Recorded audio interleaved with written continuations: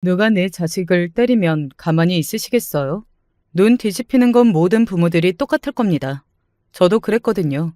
그날의 분노를 생각하면 자다가도 벌떡 일어날 정도죠.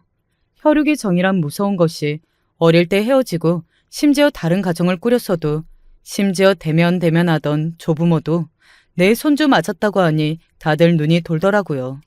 어찌 보면 가족보다도 못한 가족이었지만 또 한 마음으로 뭉칠 때는 그만한 아군이 없더군요. 아직 그때의 분노가 충분히 풀리지는 않았지만 내 딸을 건드린 대가는 톡톡히 치르게 해줬으니 그나마 두 발 뻗고 잠은 잘 수 있답니다. 오늘은 그날의 이야기를 털어놓아 보려 합니다. 저는 서울에서 멀리 떨어진 어느 시골 마을, 방앗간 집 둘째 딸로 태어났습니다. 제 동네 나이대 여자들이 보통 그랬듯 교육보다는 집에서 살림을 배우고 방앗간 일을 도우는 게 집안에서 주어진 역할이었죠. 아궁이에 불 떼고 절구에 곡식을 찌우며 집안 살림을 도맡아 하면서 집안 남자 형제들 뒷바라지까지 해야 했어요. 저는 늘 그런 조선시대 같은 집안에서 답답함을 느꼈고 어떻게든 벗어나고 싶었어요. 지금이야 평범한 할머니지만 지금 생각해보면 제 기질은 그다지 고분고분하지 않았던 것 같아요. 아버지는 언니까지 고등학교에 보내주고 저는 집에서 일 돕다가 시집이나 가라는 주의였죠. 저는 아버지에게 저도 고등학교에 가고 싶다고 계속 쫄랐지만 아버지는 계집애가 기가 세다느니 암탉이 울면 집안이 망한다느니 하며 제 의견을 묵살했어요. 저는 결국 중학교 졸업식 날 결의에 차 가출을 시도했고 그 길로 서울로 가는 기차표를 끊어 무모한 상경을 강행했습니다. 미래에 대한 기대, 부모님이 알게 될 경우의 불안 등으로 발을 동동 구르며 서울로 가는 기차를 타기 위해 플랫폼에서 기차를 기다리고 있는데 기차역으로 들어오는 출입구에서 소란이 일어났습니다. 뒤를 돌아보니 저를 잡으러 온 아버지였어요. 저는 아버지에게 잡히지 않기 위해 선로로 뛰어들었고 아버지와 영무원들과 추격전이 벌어졌습니다. 당연히 저는 곧 젊은 영무원에게 잡히고 말았고 그 영무원은 저를 붙잡고 소리를 지르며 욕설을 퍼부었죠. 정신 나간 계집애가 죽고 싶냐 하면서요. 그러자 뒤따라온 아버지가 그 영무원을 거세게 미치면서 내 딸한테 손대지 마 이 새끼야 하고 화를 내시더라고요. 처음 보는 제 편을 들어주는 아버지의 모습이었어요. 아버지는 영무원을 저에게 떼어놓고 제 손을 잡고 질질 끌고서 역 밖으로 나왔죠. 그렇게 한바탕 소란을 일으켰으니 저는 아버지에게 맞아 죽을 각오를 했죠. 아버지는 뜻밖에도 울고 있는 저를 데리고 역사 앞에 국수집에서 국수를 한 그릇 사주셨어요. 늘 퉁명스럽고 무뚝뚝하던 아버지였기에 먹어라 한마디가 전부였지만 저는 펑펑 울면서 따뜻한 국수 국물에 눈물을 떨어뜨리며 꾸역꾸역 먹었습니다. 아버지는 아들들만 좋아하고 저 같은 건 관심도 없다고 생각했었는데 그때서야 저는 아버지가 저를 사랑하지 않는 게 아니라는 것을 알게 되었어요. 부성이라는 것이 있다는 것을 그 한 그릇의 국수로 깨달았습니다. 아버지는 계집애가 그리 고집세면 인생 피곤하다 하시면서도 제가 고등학교 가는 것은 결국 허락해 주셨어요. 아마 제가 지금의 수학 능력 시험인 예비고사를 통과했다면 대학교도 보내주셨을지 몰라요. 하지만 제 야망과는 다르게 공부머리는 그렇게까지 좋지 않았는지 예비고사에서 떨어졌고 저는 아버지의 말에 따라 얌전히 방앗간에서 일을 도와야 했죠. 당시 시골 방앗간이라는 게 온 동네 사람들이 오가는 곳이었기에 방앗간집 딸 중에 관여한 처녀가 있다는 사실은 동네에 파다하게 소문이 나 있었습니다. 나이찬 총각들이 호기심에 기웃거리기도 하고 아들 가진 부모들이 와서 은근슬쩍 떠보기도 했었죠. 그중 동네에서 힘께나 쓴다는 고등학교 유도부 출신 청년들이 있었는데 제가 고등학교 다닐 때부터 종종 방앗간 집으로 오가던 듬직한 오빠가 있었어요. 생긴 건 우락부락했지만 부침성이 좋아서 이것 좀 들어줘 하며 걱실걱실 곡물자루도 날라주고 저것 좀 해줘 하면 분쇄 기계를 손봐주고 하는 좋은 사람이었죠. 그때는 20살만 넘어도 바로 시집갈 나이로 여겨졌기에 부모님은 그 오빠를 사윗감으로 점 찍어버렸습니다. 그쪽 집안에서도 흔쾌히 승낙했고 저는 동네 오빠와 졸지에 결혼식을 올리게 되어버렸죠. 문제는 제가 그 오빠와의 결혼이 도저히 마음에 들지 않는다는 것이었어요. 아버지와 어머니에게 결혼하기 싫다고 울고불고 했지만 부모님은 요지부동이었죠. 저는 이놈의 시골 구석에 있다가는 내 청춘이 이렇게 가겠구나 하고 두 번째 가출을 감행했습니다. 이번에는 좀 더 심혈을 기울여서 아무도 못 쫓아오게 용이 주도하게 계획을 세워 집을 나섰어요. 약간의 옷가지와 그간 모아놓았던 돈, 그리고 미리 연락해두었던 이모 집에 전화번호가 적힌 종이만 달랑 들고 서울로 향했습니다. 이번에는 아무에게도 들키지 않고 성공했지만 기차에서 왜 그리 서럽게 눈물이 나던지요. 어찌저찌 이모 집에 찾아가서 이모에게 자초지종을 말하고 취직할 때까지만 신세를 지기로 했습니다. 이모에게 제 거취를 전해들은 부모님은 빨리 돌아오라고 성하였고, 그래서 급히 취직 자리를 알아보다가 봉제 공장에 취직하게 되었습니다. 나 성공해서 귀향할 거라고 큰 소리 떵떵 치면서 말이죠. 그 당시 근무 조건이란 지금은 상상도 할 수 없을 정도로 열악했어요. 노동법이나 노동시간 같은 것은 잘 지켜지지 않았고, 그나마 제가 취직했던 곳은 돈이라도 떼먹지 않은 곳이었기에 사정은 나은 편이었죠. 아침부터 밤까지 쉬지 않고 일을 하다 보니 건강도 점점 나빠졌고, 내가 이러려고 서울에 무모하게 올라왔나 싶어 매일 밤 눈물로 베개를 적셨습니다. 그렇다고 그냥 다시 고향으로 낙향해서 황소 같은 동네 오빠랑 결혼하자니 오기가 생겨서 끝까지 버텨보자 하고 하루하루를 힘겹게 보내고 있었어요. 그러던 어느 날 이모 집으로 퇴근하는데 문 앞에 낯익은 사람이 서 있는 겁니다. 자세히 보니 저와 혼담이 오갔던 그 동네 오빠 아니겠어요? 저는 놀라서 꿈인가 생시인가 하고 오빠를 보고 있었는데 오빠가 저에게 오더니 이 바보야, 쌀가루처럼 뽀얗던 얼굴이 왜 이렇게 상했어 하더라고요. 그 말이 제 서름을 건드렸는지 오빠 품에 안겨 펑펑 울고 말았죠. 그렇게 저는 동네 오빠와 극적인 만남을 가졌고 부모님의 의지가 아닌 저희들의 의지로 연애를 시작했어요. 오빠는 제 무모하다면 무모한 상경에 자극을 받아 자기도 운동을 포기하고 서울에 자리를 잡았다고 해요. 나름 지역에서는 괜찮은 실력이었지만 운동으로는 밥 벌어먹고 살기 어렵다고 판단했다나요. 그래서 서울에 있는 운동부 선배의 소개를 받아 꽤 좋은 보험회사에 취직을 했대요. 당시에는 능력보다 인맥이 더 통용되던 시기였기 때문에 가능했던 일이기도 하죠. 인맥으로 들어갔어도 운동하던 사람이라 근성이 있어서 금방 승진할 수 있었고, 연애한 지 조금 지나자 저희의 보금자리 하나 얻을 정도로 돈을 모을 수 있었답니다. 저와 오빠는 결국 연애 끝에 양가 부모님이 원하시던 결혼식을 올렸습니다. 결혼식도 우여곡절이 많았죠. 부모님은 제가 가출한 건 괘씸했지만 자식에게는 부모 없다고 결국 이해해 주셨어요. 그런데 문제는 제가 살던 동네가 옆집 수저가 몇 개인지까지 다 아는 곳이어서 방앗간 집 둘째 딸이 결혼하기 싫다고 집을 나갔다더라. 혼감 오가던 총각이 방앗간 집 둘째 딸을 따라서 서울로 갔다더라 하는 소문이 파다하게 난 상태였다는 것이었죠. 시댁에서는 당연히 반대가 심해서 제가 인사드리겠다고 찾아갔을 때 문정박대를 당하기까지 했습니다. 그런 저희의 결혼을 지지해준 사람은 이번에도 저희 아버지였어요. 이건 아주 나중에서야 어머니에게 들은 이야기인데요. 원래 잘 알던 사이였던 저의 아버지가 시아버지를 찾아가 단판을 지었다고 해요. 아버지는 원래 혼담도 오가던 사이였고 애들이 좋다는데 결혼시켜주자 하셨고, 그래도 시아버지는 반대하시면서 결혼시켰는데 그 집 딸이 또 가출하면 어찌할 거냐고 따지셨다고 해요.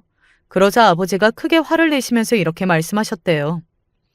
그냥 말 안 듣고 가출한 게 아니라 지 인생 지가 살겠다고 서울로 올라가서 취직해가지고 부모한테 손 안 벌리고 돈 벌어 살던 애다. 강단 있고 결단력 있는 야무진 애란 뜻이 아니겠냐. 이런 애를 며느리로 들이는 게 복받은 줄 모르고 우리 딸 제 가정 버리고 가출하는 그런 책임감 없는 애로 키우지 않았다. 만약 애가 이 집 아들이랑 살다가 가출한다면 그건 이 집 아들이 남편으로 잘못했다는 얘기일 거다. 하지만 둘 다 야무지고 지 앞가림 잘하는 애들이니 잘 살 거다. 걱정 마라. 아버지의 설득으로 시아버지도 고집을 꺾고 결혼을 허락하셨다고 합니다. 저는 그런 뒷이야기도 모르고 그저 웨딩드레스 입고 결혼한다고 철모르고 좋아하기만 했었죠. 읍내 결혼식장에서 풍성하게 크림 올린 흰 케이크 같은 웨딩드레스를 입고 결혼식으로 올렸고, 말썽 많은 방앗간 집 둘째 딸 결혼한다고 동네에서 잔치도 크게 열었어요. 그렇게 저는 동네 오빠와 새로운 가정을 꾸리게 되었답니다. 서울에서 신혼집을 잡은 저와 신랑은 초반에 나름 행복한 신혼생활을 즐겼어요. 곧 어여쁜 딸들도 태어났죠. 하지만 연애와 결혼은 별개라고 했던가요? 저는 앞서 보셨다시피 고분고분하지 못한 기질이었고 신랑 역시 운동하던 사람이어서 욱하던 기질이 있었어요. 지금과는 달리 예전 회사들은 회식 자리가 잦았고 술자리를 좋아하는 신랑은 늘 회식 자리에 빠지지 않았죠. 회식을 핑계로 귀가가 늦는 경우도 잦았고 불화가 조금씩 쌓여갔습니다. 신랑은 쉽게 화를 내는 편은 아니었지만 한번 욱하면 굉장히 크게 화를 내는 편이었어요.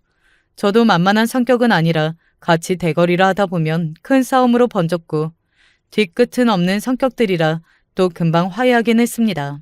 하지만 자꾸만 생기는 싸움 속에서 두 사람 다 조금씩 지쳐갔던 것 같아요. 화해를 했다고 해서 앙금이 상처가 없어지는 것이 아니라 계속 쌓여가고 있었던 것이죠. 그래도 신랑이 계속 직장에 다녔다면 큰 문제가 없었을지도 모릅니다만 신랑은 아무래도 운동을 하던 사람이다 보니 사무실에 진득하게 앉아 있어야 하는 직장 생활과는 잘 맞지 않았던 모양입니다.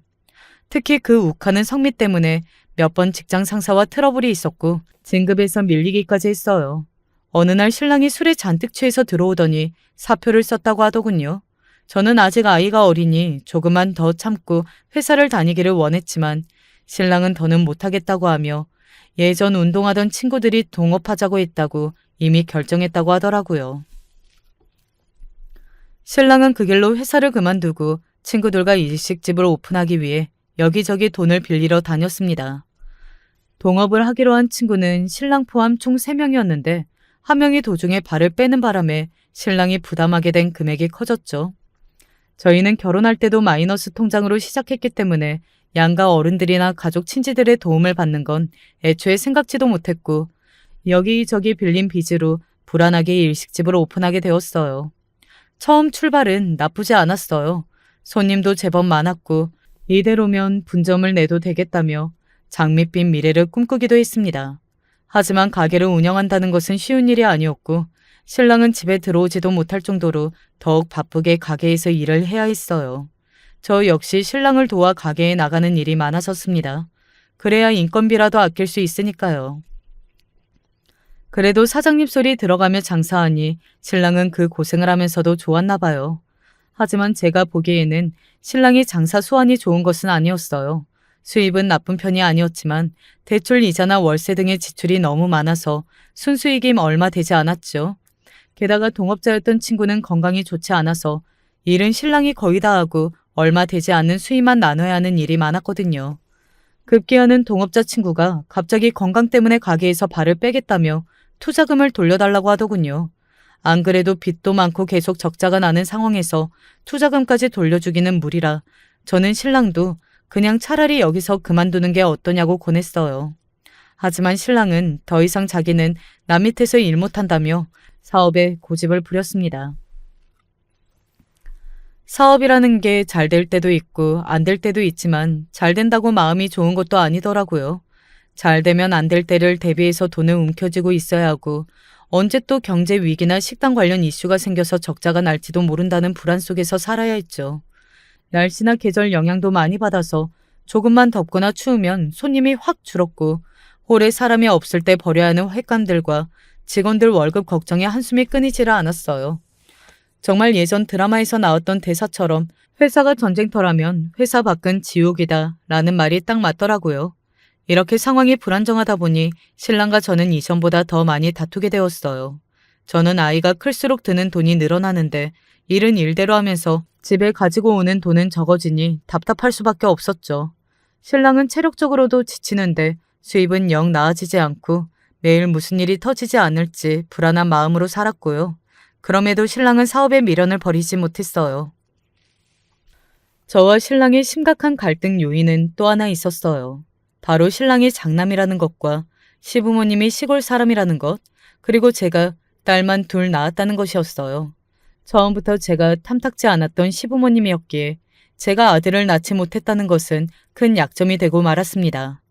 저는 시부모님과 한 동네 사람인 부모님 체면도 있고 해서 더욱 잘하는 며느리가 되기 위해 정말 각고의 노력을 했어요.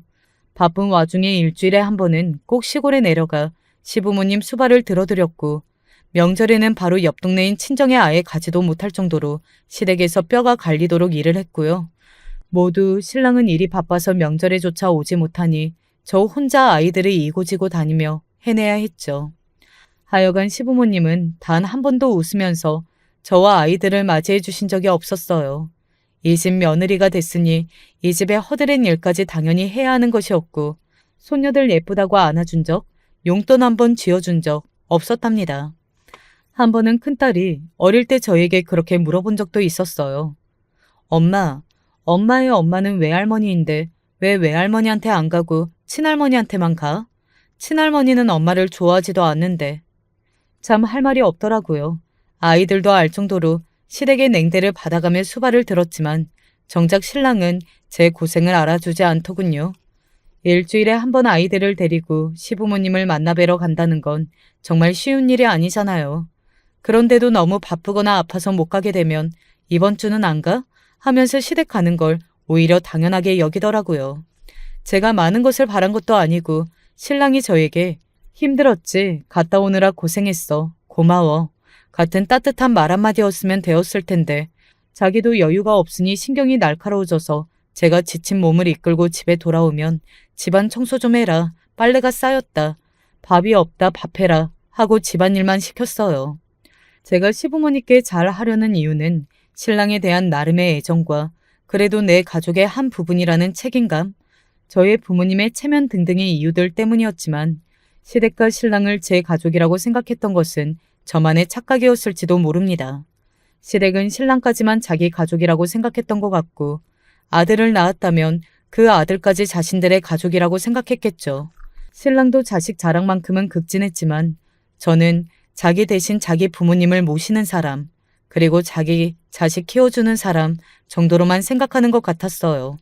서울까지 쫓아와서 결혼하자 했던 그 마음은 이미 차갑게 식어 있었죠. 그건 저도 마찬가지였고요. 결국 큰딸이 막 초등학교 들어갈 때쯤 일이 터지고 말았습니다. 당시에 보증이라는 제도 때문에 많은 사람들이 피해본 거 아시지요?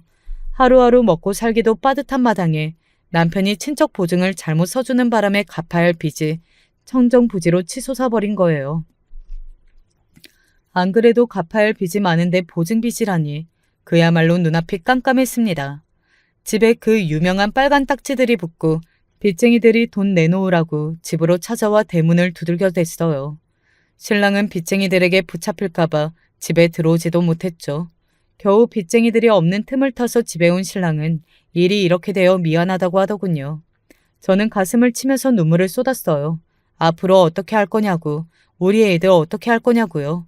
신랑과 오랜 상의 끝에 이렇게 하기로 결정했습니다. 빚은 반드시 갚을 것이고 빚을 변제받기 위해 파산 신청을 할 것이다. 그리고 이혼을 해서 법적으로 얽힌 것이 없도록 하자. 내 잘못으로 인해 우리 애들에게 피해가 가지 않기 위해서다. 신랑의 입에서 이혼이라는 말이 나오는 순간 저는 세상이 전부 무너지는 줄 알았습니다. 당분간이다. 법적으로 그렇게 할 뿐이지 멀리 떨어져 있더라도 곁에 없더라도 내가 아빠로서 모든 책임을 다할 것이다. 숨이 막히도록 우는 저에게 신랑은 믿음을 주기 위해 애를 쓰며 그렇게 말했지만 그걸 어떻게 장담할 수 있겠어요. 당시에는 이혼이라는 말 자체가 흔치 않았던 때라 저는 그야말로 제 인생이 끝났다고 생각했죠. 하지만 그 방법 말고는 도리가 없었기 때문에 신랑은 그날 이후 자취를 감추었고 10년이 훌쩍 지나도록 얼굴 한번 볼 수 없었습니다. 저는 그렇게 어린 두 딸과 홀로 남겨졌습니다. 신랑이 자신의 가장 친한 친구를 통해 매달 제게 보내주는 생활비로 신랑의 생사를 확인할 수 있었을 뿐 어디서 무엇 하며 이 돈을 보냈는지 알 수 없었죠. 다만 자기 말대로 매달 한 번도 빠지지 않고 제게 생활비를 보내왔고 그것이 우리 가족의 유일한 연결고리였어요. 저는 저 나름대로 청소 일이든 보육 일이든 할 수 있는 일이라면 닥치는 대로 하며 생계를 꾸려 나갔습니다. 다행히도 신랑이 어떻게든 보내는 생활비가 있어 넉넉하지는 않았지만 아주 쪼들리는 생활은 아니었어요. 신랑은 자기 말대로 멀리 떨어져 있더라도 곁에 없더라도 아버지로서의 책임을 다했죠. 신랑이 그렇게 되고 저도 제가 할 수 있는 일을 알아보았지만 고등학교만 졸업하고 가정주부로만 살아온 제가 할 수 있는 일은 그리 많지 않았습니다. 저는 제 소중한 두 딸이 저처럼 살기를 원치 않았어요. 다행히 두 딸은 모두 영특해서 공부도 곧 잘하고 집안 사정이 어렵다는 것을 알고 일찍 철도 들었죠. 아이들 모두 어려운 형편 속에서 바르게 자랐고 그 힘들다는 사춘기도 없이 착하게 청소년기를 지나갔어요. 누구보다 예쁘고 귀한 저의 아이들만이 제 삶의 희망이었기에 저는 모든 일들을 이겨낼 수 있었답니다. 조금만 딸 자랑을 해도 될까요? 큰딸은 빨리 취직을 해서 돈을 벌고 싶다면서 간호사로 진로를 정했어요. 집안 사정이 아이에게 부담을 준 것이 아닌가 하고 죄책감이 들었지만 큰딸은 공부를 잘 못해 의사가 되지 못해 미안하다며 너스레를 떨었죠. 물론 큰딸이 간 간호학과도 서울 최상위권 대학이라 웬만한 성적으로 갈 수 있는 곳이 아니었답니다. 과외 한 번 안 하고 혼자 밤새서 공부해서 그렇게 좋은 결과를 낸 거였어요. 그리고 대학 다니면서도 매학기 장학금을 받고 다닐 정도로 열심히 노력했고요. 정말 기특하고 자랑스러운 딸이었어요. 큰딸이 공부 잘하는 모범생이라면 막내딸은 신랑을 닮아서인지 운동 쪽에 재능이 있었어요. 몸집이 좋아서 학교를 다니면서도 유도나 역도 쪽 선생님들이 운동을 권하시는 일이 종종 있었죠. 중학교 때 본격적으로 운동을 하기 시작했고 제법 재능이 있었던 모양이에요. 자기 꿈이 국가대표 선수라니 말리지는 못하고 입시학원도 끊어주긴 했지만 여자아이인데도 매번 붕대를 감고 다니고 온몸에 멍이 들어서 다니는 모습이 참 안쓰럽더라고요. 그래도 여자 셋만 있는 집안에 막내가 있어 든든했던 건 사실이에요. 어릴 때부터 누가 자기 언니를 괴롭힌다고 하면 나서서 응징해주고 오는 대장부 같던 막내였죠. 본인도 그걸 느꼈는지 자기가 강해져야 된다고 무리하게 훈련하기도 했어요. 결국 고등학교 때 큰 부상을 당해서 선수로 가는 길은 중단되어 버렸고 조금 방황을 하긴 했지만 대신 스포츠 교육 쪽으로 진로를 정해 자기 나름 꿈을 이어가게 되었습니다. 큰딸이 대학교 졸업을 앞두고 있었을 즈음 자취를 감추었던 신랑이 갑자기 찾아왔어요. 저녁에 찾아올 사람이 없는데 배를 누르길래 누군가 하고 봤는데 웬 중년 남자가 서 있더라고요. 처음에는 정말 못 알아볼 정도였어요. 하지만 곧 모두들 서로를 알아보았고 신랑과 저 큰딸과 막내딸 모두 부둥켜 안고 울었죠. 신랑 역시 저를 보고 너무 변해 놀랬다고 했고 두 딸들이 더 이상 아가가 아니라 어엿한 숙녀로 자라 놀랐다고 하더군요. 10년이 넘는 세월이었고 그동안 둘 다 몸고생 마음고생 심했으니까요. 신랑은 드디어 빚을 모두 다 청산했다며 이제는 딸들이 아빠 보고 싶으면 언제든 볼 수 있다고 하더군요. 드디어 그날이 온 거였어요. 하지만 신랑은 어쩌면 예상 가능했던 고백을 했습니다. 바로 다른 사람과 이미 재혼했다는 말이었어요. 물론 직접 들으니 충격이 없는 것은 아니었지만 또 생각보다는 충격이 크지는 않았어요. 사실 몇 번을 예상했던 일이기도 했어요. 신랑이랑 이미 보증으로 인해 갈라서기 전부터도 서로에게 연애할 때의 사랑보다는 부부로서의 의무와 아이들과의 부모로서의 책임으로 같이 살았었고 몸이 떨어지면 마음도 멀어진다고 하잖아요. 신랑이 이미 다른 여자와 살고 있을 거라는 가능성이 적지는 않았죠. 아이들이 제일 걱정이긴 했는데 딸들은 너무 오랜만에 보는 아빠를 어색해했고 막내는 아예 아빠가 생각도 나지 않는다고 하더라고요. 그래서 아빠가 이미 다른 사람이랑 재혼했다는 소식을 듣고서도 큰 동요는 없었어요. 큰딸 같은 경우에는 오히려 저를 걱정하면서 지금까지처럼 앞으로도 우리 여자 셋이 같이 살면 된다고 씩씩하게 위로해 주었고요. 아빠와 같은 운동까지 하며 아빠에 대한 그리움이 남아있던 막내는 아빠가 다른 가정을 꾸렸다는 사실에 서운함을 느끼는 것 같았지만 신랑이 계속 내 혈육인 우리 딸들은 내가 끝까지 책임진다며 안심을 시켜줬어요. 그렇게 저와 신랑은 공식적으로 남남이 되었습니다. 아니 공식으로는 이미 남남이었고 제가 몰랐을 뿐이었죠. 하지만 지금까지와는 달라진 것도 없었고 저도 오랜 시간 혼자 지내는 것이 익숙해져서인지 별 느낌이 없더라고요. 아이들이 없을 때 따로 한번 만나서 이야기를 들어보니 참 힘들게 살았더군요. 투잡, 쓰리잡, 안 해본 일이 없었고 돈을 많이 버는 일이라면 산이든 바다든 가리지 않고 전국 팔도를 다녔대요.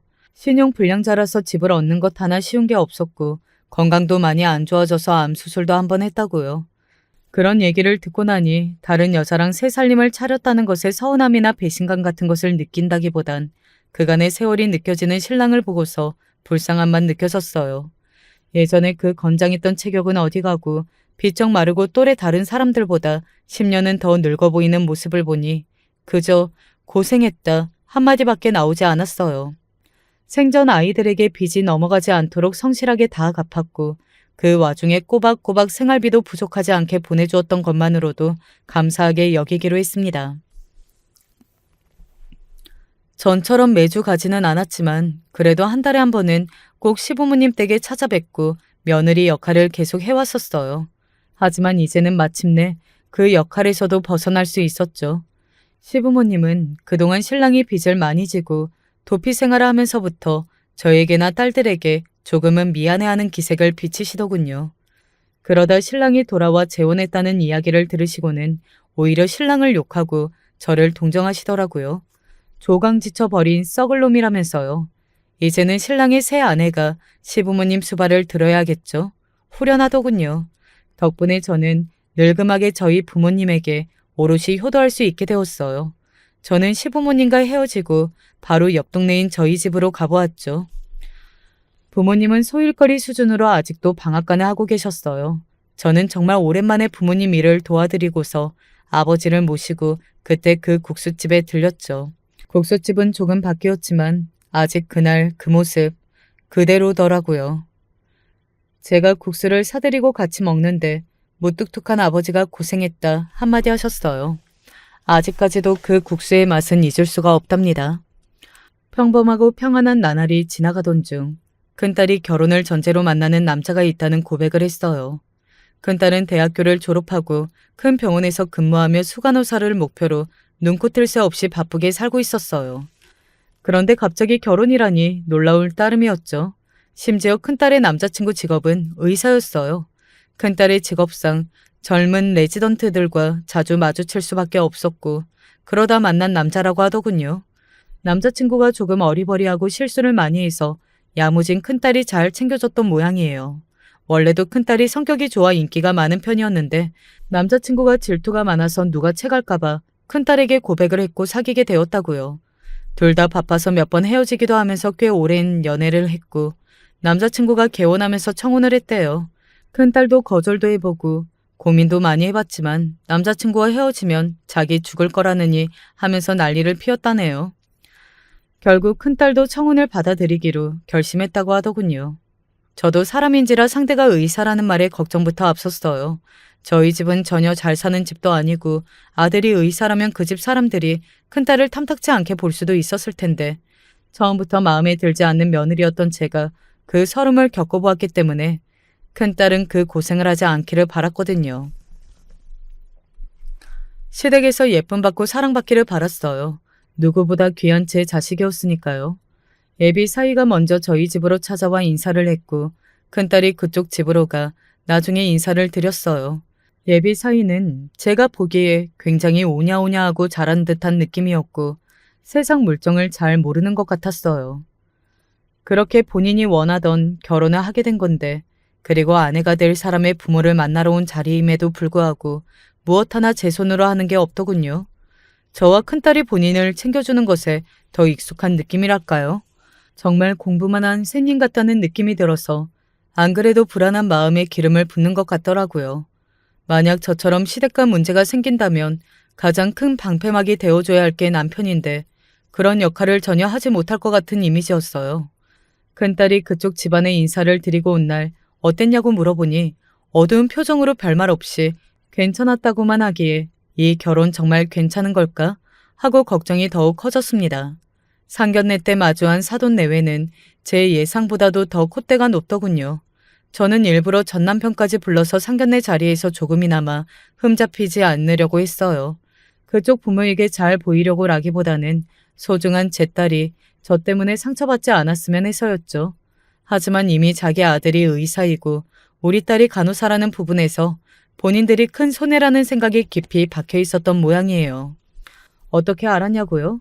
한정식 집에서 마주보고 앉아서 처음 한 이야기가 그거였거든요. 이거 저희가 많이 미치는 장사인 거 아시죠?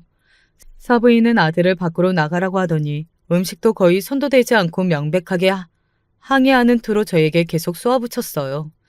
저희 집 부자들만 사는 그 동네고요. 남편 의사에 저도 의사예요. 저희 아들 진짜 애지중지 키웠을 거 눈에 뻔히 보이지 않으세요? 저희 아들이 그 집 딸이 너무 좋아서 죽겠다고 하니까 억지로 여기까지 나왔는데 솔직히 아직도 사자 들어가는 선짤이 계속 들어오고 있어요. 변호사, 한의사, 약사. 그런 집안하고 결혼해야 저희가 말이 통할 텐데. 두 분 이혼하셨다면서요? 어머님은 고졸에 딱히 직업도 없으시고 아버님은 일용직 노동자라고요. 솔직히 자식 가진 입장에서 역지사지 해보면 아시겠죠? 따님이 어디 거렁뱅이 같은 남자 데리고 와서 결혼하겠다 하면 순순히 허락하시겠어요? 안 그래요? 아직도 그 분노하는 말투, 내려다보는 시선, 그럼에도 우아한 척하려는 가증스러운 모습 등 모든 순간이 잊혀지지라 않습니다. 저는 당장 벌떡 일어나 이 결혼 허락 못한다고 외치고 싶었고 수백 마디라도 대꾸하고 싶었지만 끝이 어떻게 되든 내 딸이 만나는 남자의 부모이니 끝까지 예의를 갖추자 하고 간신히 참았죠.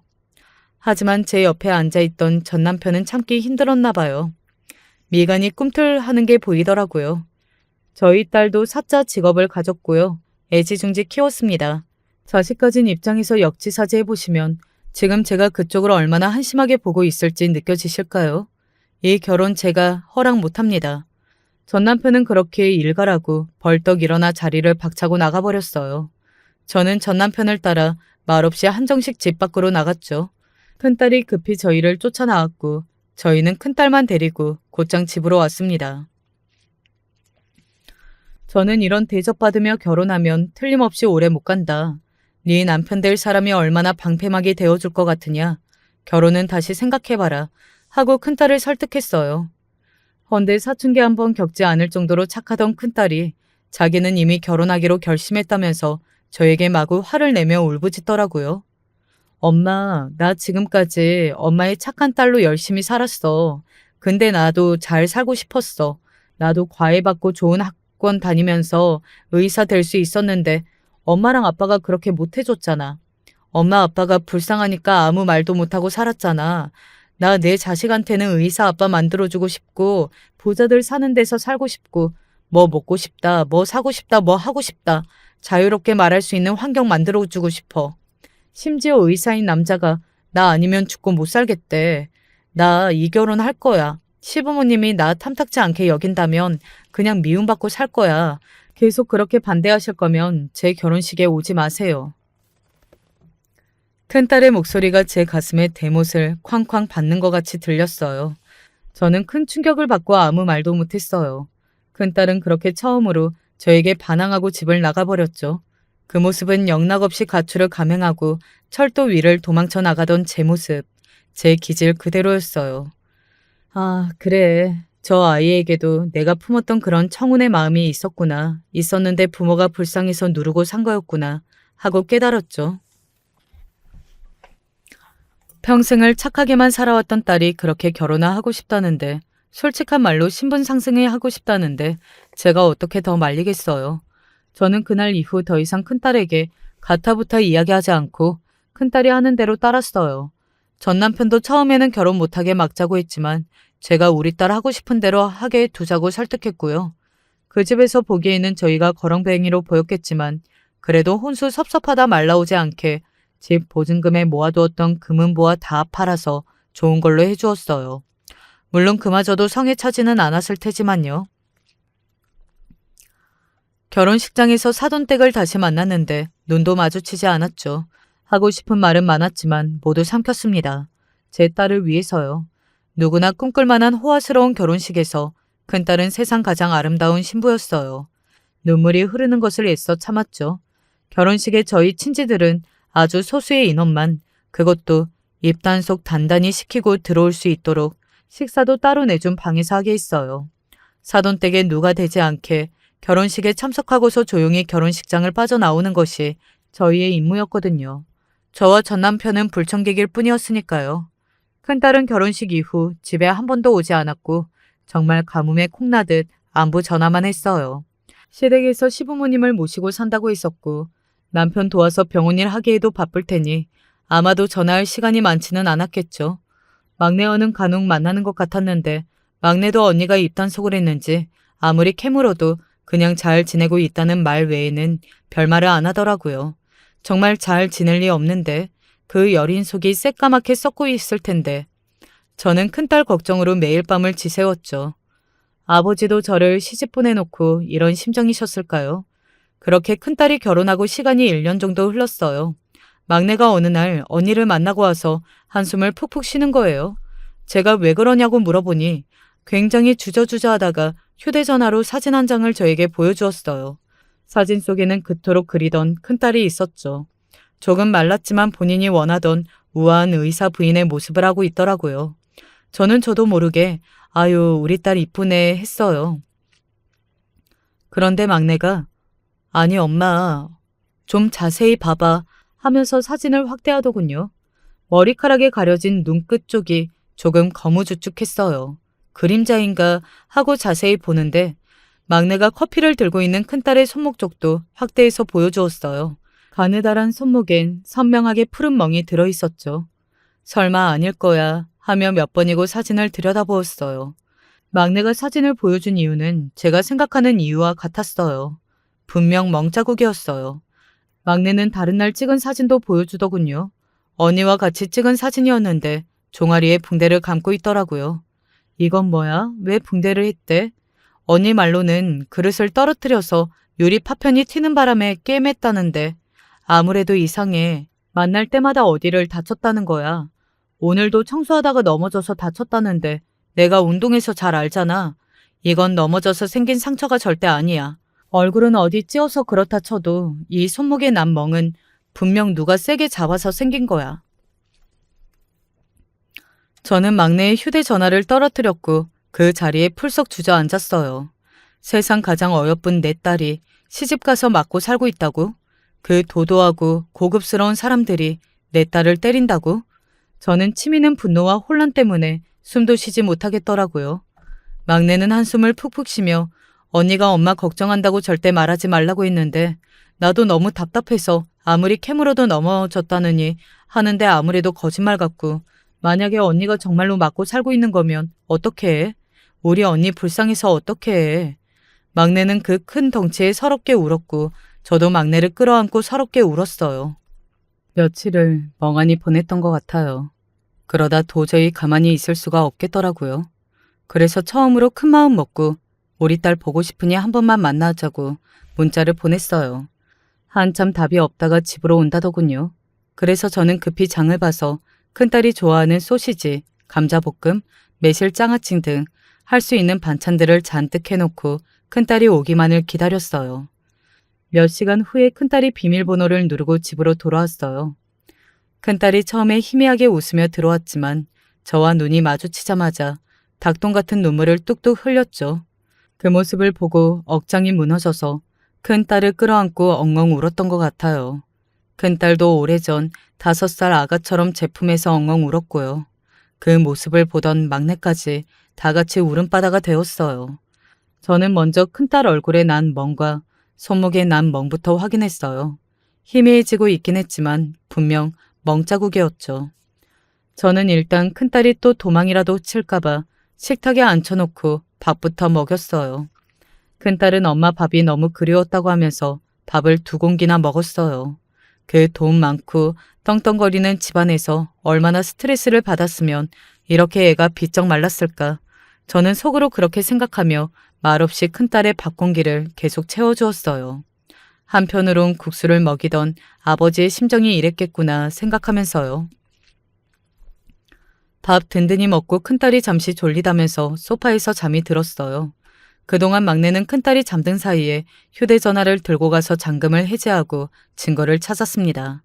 그 장면들을 제 눈으로 보는 것은 정말 참담하기 이를 데 없더군요. 큰딸 휴대전화의 사진 앨범에는 동영상이 많이 있었어요. 아마도 홈캠 같은 영상이었던 것 같았죠. 최근 영상을 재생해 보았고 으리으리한 집안 거실의 모습이 보였어요. 그 속에서 큰딸이 일 끝나고 집에 들어오자마자 그 집 시모가 다가오더니 와인병 같은 것을 집어 던지는 장면이 찍혀 있었죠. 와인병을 얼굴에 맞은 큰딸이 자리에 주저앉았고 시모는 큰딸의 손목을 잡고 질질 끌고서 어디론가 가는 장면이었어요. 다른 동영상들도 비슷했습니다. 아마도 큰딸이 무슨 일이 생길 경우 증거 자료로 남겨놓으려고 한 것 같았어요. 어떤 영상에는 시모가 도자기를 큰딸에게 집어 던지는 바람에 도자기가 와장창 깨졌는데 그 파편이 큰딸 다리를 스치고 지나가면서 붉은 피가 보였어요. 큰딸은 다리를 움켜쥐고 주저앉더군요. 또 다른 영상에서는 아예 대놓고 큰딸의 뺨을 후려 갈겼고요. 더 기가 막힌 장면은 그 옆에 사위가 멀뚱히 서 있는 것이었어요. 자기 아내가 시모에게 맞고 있는데 마치 남의 일인 것처럼 보고만 있었어요. 영상들을 보면서 저는 처음으로 사람에게 살의를 느낄 정도였습니다. 막내는 그 영상들을 자기 노트북에 옮겨놓고 아무 일 없었다는 듯 자리에 가져다 놓았어요. 큰딸은 곧 잠에서 깨어나 늦으면 안 된다면서 급히 돌아가더군요. 마치 큰일이라도 난 것처럼 겁에 질려서요. 저는 정말 보내고 싶지 않았지만 일단 그 지옥 같은 집으로 돌려보냈어요. 그리고 전 남편을 호출했죠. 전 남편은 막내의 노트북으로 큰딸이 맞는 동영상을 보았고 저는 사람 눈에서 안광이 보이는 것을 처음 느꼈어요. 전 남편은 그대로 두면 당장 달려가 그 집안 사람들을 다 잡아 죽일 것 같은 기세로 가만히 있지를 못했어요. 저는 혹여 큰딸에게 피해가 가서는 안 된다. 화가 난다고 막 행동하지 말고 차분히 방법을 생각해보자 하며 전 남편을 막아보려 했지만 흥분한 전 남편은 씩씩거리며 어디론가 전화를 했어요. 잠시 후 저희 집 앞으로 승합차 한 대가 섰고 한눈에 봐도 조폭 같은 사내들이 우르르 내리는 것이 아니겠어요? 누가 형님 딸을 건드렸다고요? 하면서요. 저는 기가 막혀서 조폭들을 불러서 어쩌자는 거야 하고 물었더니 조폭이라니 그런 실례의 말을 다들 성실히 세금 내며 일하는 내 유도부 후배들이야 하더라고요. 도대체 뭘 어쩌려고 그러냐 하니 참교육 좀 시켜줘야지 하며 그 유도부 후배들이란 사람들과 사라져버렸어요. 나중에 자세한 사정을 들어보니 전 남편은 그대로 사위가 한다는 병원에 직행한 모양이에요. 그리고 퇴근하려는 사위를 붙잡고서 그대로 술집으로 향했대요. 그 스님 같은 사위가 우락부락한 조폭 같은 남자들에게 둘러싸여 끌려가듯 술집으로 갔고 전 남편은 남자 대 남자로 물었대요. 내 딸이 그 집에서 학대당하고 있는 증거 자료가 있다. 남자라면 당연히 제 처자식 목숨을 걸고서라도 보호해야 하는 거 아니냐. 그런데 그걸 보고만 있어? 네가 사내 새끼라면 결단을 내려라. 너는 네 처를 보호할 거냐 아니면 보내줄 거냐. 만약 계속 이런 일이 지속된다면 나는 내 딸을 지키기 위해서 절대 가만히 있지 않을 것이다. 불안하고 초조한 하루가 지나고 큰딸에게서 전화가 왔어요. 엄마, 나 시모한테 뺨 맞았어. 집에 갈래. 힘없고 흐느끼는 목소리였죠. 저는 그 길로 당장 큰딸이 있는 그 집으로 향했어요. 앞뒤 보이지도 않았고 전 남편에게 짐을 실어야 할지 모르니 차를 가지고 오라고 연락했죠. 민경이가 시모한테 맞았대. 지금 데리러 가 하고서요. 택시를 타고 집 앞에 도착했는데 세상에 그 미친 시모가 큰딸의 머리채를 잡고 있는 거 아니겠어요? 큰딸은 집에서 나오려고 했는지 큰 가방이 바닥에 던져져 있더라고요. 큰딸은 벗어나려고 몸부림쳤지만 시모가 악다구니를 쓰며 큰딸의 머리채를 잡고 놔주지라 않더군요. 네가 감히 내 아들을 버리고 이혼을 하겠다고? 어딜 가려고? 절대 못 가. 제가 눈이 뒤집혀져서 큰딸에게 달려가려는데 전날 저희 집 앞에 왔던 그 승합차가 끽 하는 마찰음을 내며 거의 시모를 칠 듯 정지했어요. 그 바람에 시모가 물러났고 제가 뛰쳐나가 큰딸을 감싸 안으며 보호했어요. 시모는 다시 큰딸에게 달려들려고 했지만 승합차에서 우르르 내리는 덩치들을 보더니 더 이상 달려들지 못하고 움찔하더군요. 저는 큰딸에게 차에 가 있으라고 하고 시모에게 달려들었어요. 제 입에서는 제 의사와 상관없이 비명 같은 고함이 터져 나왔죠. 내 딸한테 손끝 하나 대면 다 죽여버릴 거야. 그리고서는 시모의 따귀를 사정없이 갈겼어요. 처음으로 누군가를 때려본 순간이었죠. 시모가 길길이 날뛰며 제게 달려들려고 했지만 전 남편의 지인들이 막아섰기 때문에 함부로 달려들지 못했어요. 저와 큰딸은 전 남편의 친구들의 보호 속에서 그 악몽 같던 자리를 떴습니다. 시모는 분에 못 이겨 뒤에서 소리를 지르고 난리를 치는 것 같았지만 이젠 상관없었어요. 내 딸이 집에 오고 싶어 했고 저는 딸을 따뜻하게 맞이할 일만 남아 있었죠. 그 뒤 저녁부터 거의 매일 사위가 집으로 찾아온 모양이었어요. 하지만 저희 집을 지키고 있는 전 남편의 친구들과 후배들이 보디가드들처럼 철통같이 저희 집을 지키고 있었기에 아예 코빼기도 볼 수 없었어요. 하루는 막내가 그놈을 집 앞에서 마주쳤는데 너무 화가 나서 바닥에 매다 꽂았다고 하더라고요. 잘했다고 해주었죠. 큰딸에게 자초지종을 들어보니 사위도 그 미친 시모에게 학대당하면서 자랐다고 해요. 하지만 거의 세뇌당한 수준이라 자기 엄마에게 벗어나지를 못했고 부모가 자식을 때리는 건 그럴 수 있는 거라고 생각했다네요. 큰딸은 자기마저 사위를 떠나면 그 사람이 너무 불쌍해서 떠나지 못하고 있었는데 그날 집에 와서 제가 차려준 집밥을 먹으면서 자기도 엄마의 소중한 딸이라는 사실을 깨달았대요. 맞아요. 누구보다 소중한 제 자식이죠. 의외인 점은 성인이 되고서 거의 큰딸 얼굴을 보지도 못했던 제 부모님과 시부모님도 분노를 금치 못했다는 것이었어요. 이제는 90세가 다 된 연세였는데도 제가 아버지에게 아버지, 제 딸이 시댁에서 맞고 살다 돌아왔어요. 하고 신세 한탄을 했더니 그게 시부모님 귀에도 들어갔나 봐요. 동네는 좁지만 그 자식의 자식들까지도 성인이 되었다 보니 한 다리만 건너면 판사며 변호사며 죄다 있더군요. 시아버지는 내 손주가 억울한 일을 당했다는데 가만히 있을 수 없다 하면서 그분들을 소개시켜 주셨어요. 상대 집안이 큰 로펌을 끼고 소송을 진행했는데 저희도 다행히 그에 지지 않는 큰 로펌과 연이 닿아서 큰딸이 이혼 소송을 진행하는 데 많은 도움을 되었어요. 이미 증거 자료도 많았고 사위도 순순히 사실들을 인정해서 질이 명렬했던 이혼 소송은 큰딸에게 좋은 방향으로 마무리되었어요. 큰딸은 조금 쉬다가 다시 간호사로 취직해서 평안한 나날을 되찾아가고 있습니다. 혈연이라는 것이 참 신기하다고 느껴졌어요. 저와 저의 아버지도 그러했고 제 전남편과 시부모님도 큰딸과 제 전남편도 큰딸의 남편이었던 예전 사위도 그 미친 시모에게는 소중한 자식이겠죠. 저에게는 시부모님과 전남편이 결코 좋은 가족이라고 볼 수 없었지만 또 제 딸이 위기에 닥치니 한 마음으로 나서서 도움을 주었고요. 그 끈끈한 인연은 절대 사라지지 않는구나 하고 생각하게 되었습니다. 저와 딸들은 다시 평범한 일상을 지내고 있답니다. 저는 큰딸 다시 살찌우기 프로젝트에 들어가서 매일 10첩 밥상을 차려주고 있어요.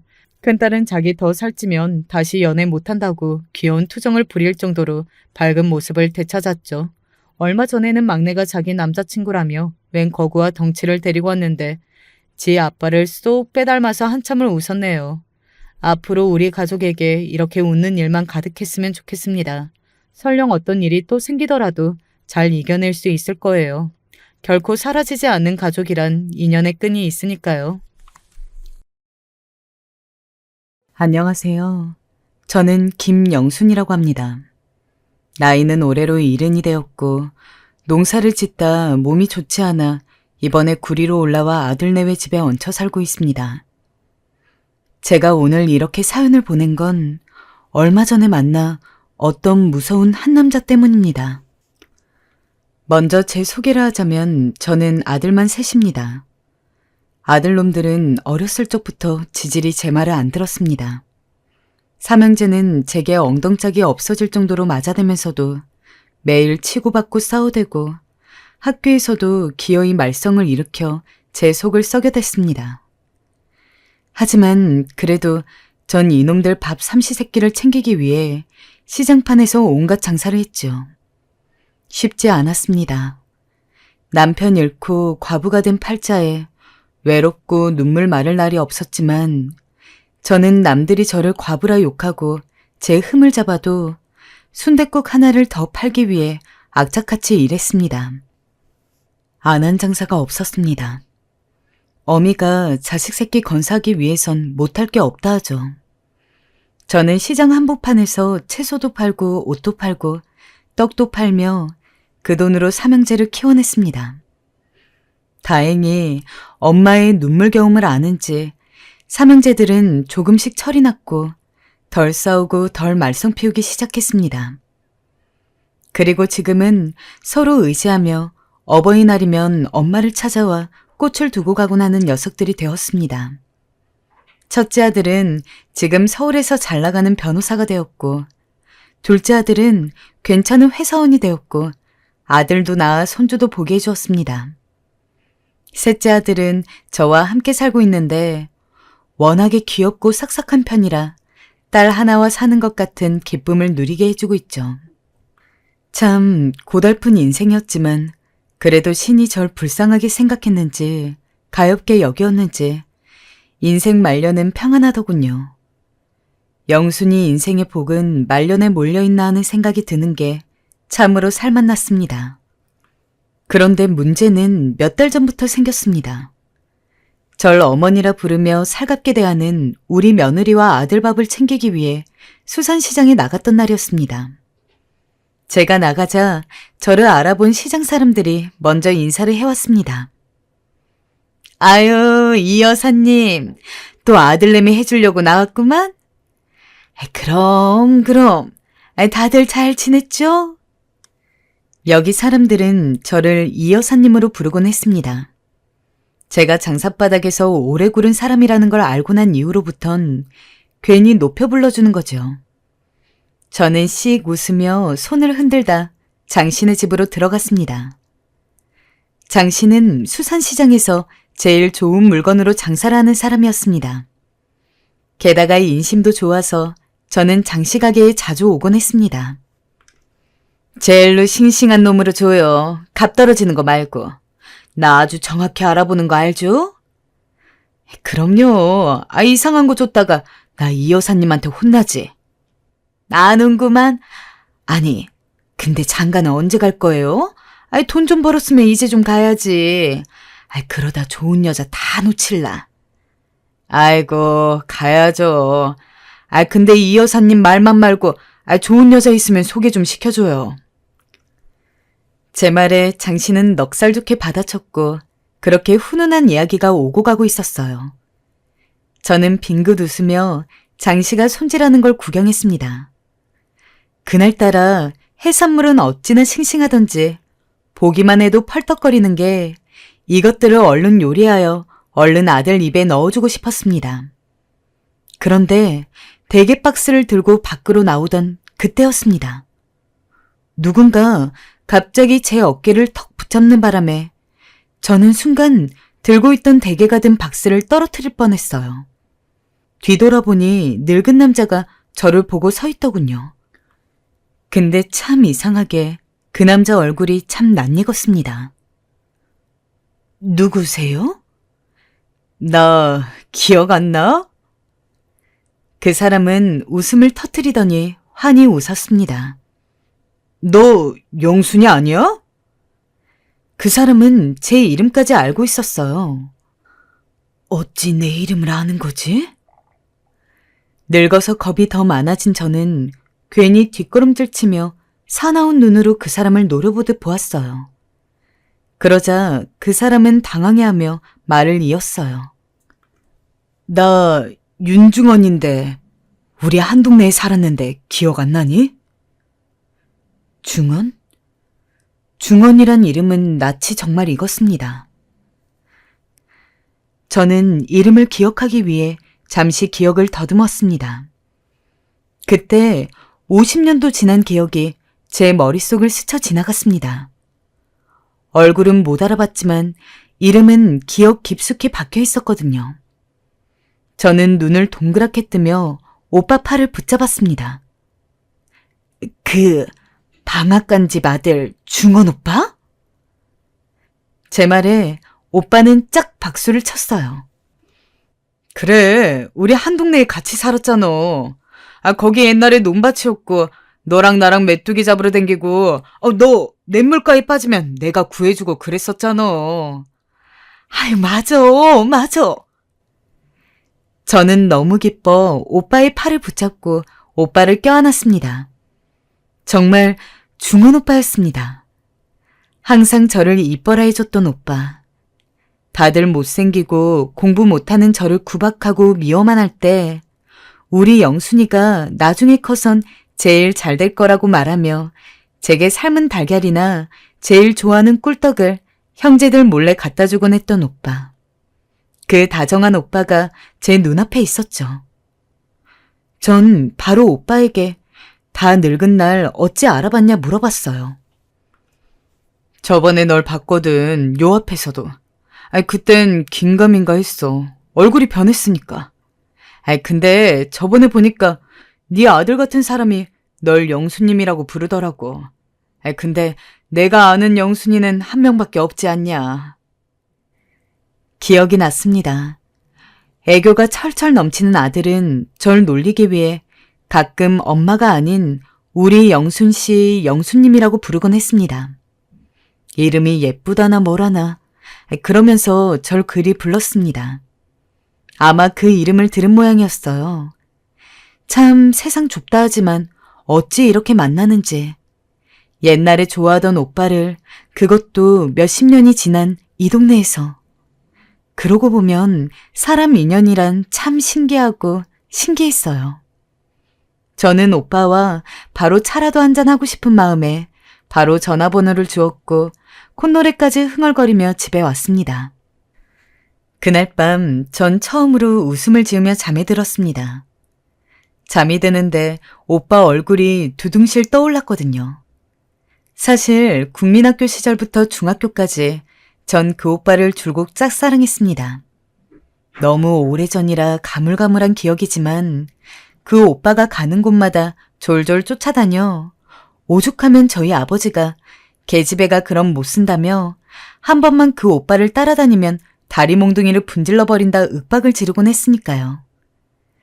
늙음하게 제가 짝사랑했던 오빠를 만나다니 기분이 나쁘지 않았어요. 이 인연이 이어지길 바랬는데 다음날 일어나니 오빠에게서 연락이 와 있었습니다.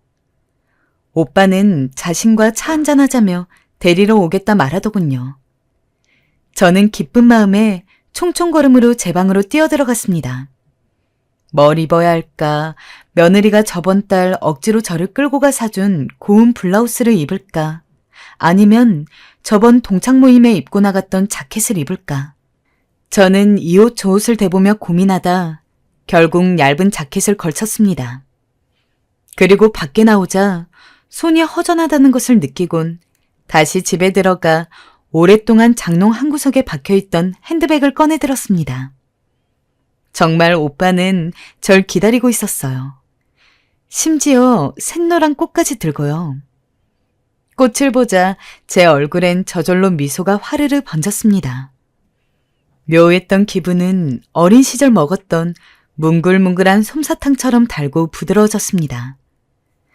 마치 발이 공중에 붕 뜬 것처럼 아찔했죠. 곧이어 우리가 바로 자리를 옮긴 곳은 작은 찻집이었습니다. 찻집 안엔 80년대 노래가 흐르고 있었고 몇 안 되는 나무 테이블들이 조용하고 아늑한 분위기를 조성하고 있었어요. 좀 더 안으로 들어서자 군데군데 자리한 커다란 나무들이 눈에 띄었습니다. 반짝반짝 불빛을 내는 전구들이 나무들을 감싸고 있는 것이었어요. 와, 이쁘네요, 오빠. 그지? 내가 좋아하는 곳인데 너랑 한번 꼭 와보고 싶었어. 우리가 앉자 잠시 후 앞치마를 두른 남자가 직접 메뉴판이라고 적혀있는 것을 갖다 주었습니다. 하지만 곧바로 저는 메뉴판의 가격을 보곤 인상을 찌푸렸습니다. 아유, 왜 이렇게 비싸 여기? 오빠, 우리 딴 데 가. 차는 내가 타줄 수도 있어요. 내가 너 오랜만에 만나 사주는 건데 비싼 데 데려와야지. 나 그 정도 능력은 된다. 나 명색의 변호사였어. 지금은 눈이 안 좋아서 활자도 잘 안 보이지만. 오빠, 변호사 됐어? 제가 놀라자 오빠는 환히 웃었어요. 하기야 오빠로 말할 것 같으면 동네 어른들도 선생님들도 입을 모아 분명 이 동네에서 용이 난다면 그 용이 오빠일 거라고 말하곤 했었으니까요. 그런데 공부 잘하고 똑똑해야 할 수 있는 변호사가 됐다니. 시장 바닥에서 구른 저와 달리 우아하게 책상에서 다리 꼬고 서류를 들여다보는 오빠를 상상하니 역시 오빠는 멋있게 늙었구나 싶었어요. 그때 오빠가 물었습니다. 너 오빠들은 잘 사니? 가족을 묻는 질문에 저는 고개를 절레절레 저었습니다. 사실 어린 시절은 생각만 해도 속이 타들어가고 절로 화딱지가 나는 시절이었죠. 저는 뜨거운 차를 목구멍으로 다시 뱉고 싶은 심정으로 말을 이었습니다.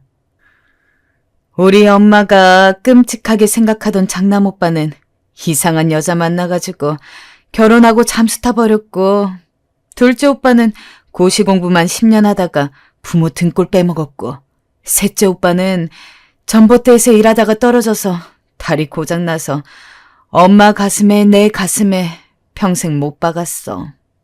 나 혼자만 멀쩡해. 아이고, 그랬구나. 영순이 네가 고생이 많았겠다. 오빠는 제 말에 한숨을 푹 쉬었습니다. 아무렇지 않게 말하려 했지만 제 말 속에 들어있는 고통을 눈치챈 것이었어요. 고생이야 말로 말해 뭐예요. 그냥 늘 내 팔자에 따라붙어 다니는 거라 생각하며 살았죠. 뭐 시장 바닥에서 장사해 애들 먹여 살리는 것도 고생이었고, 돈 못 벌어오는 남편에게 얻어맞은 것도 고생이었고, 다 고생이죠. 영순아. 순간 오빠는 절 눈물이 그렁한 눈으로 쳐다보았어요.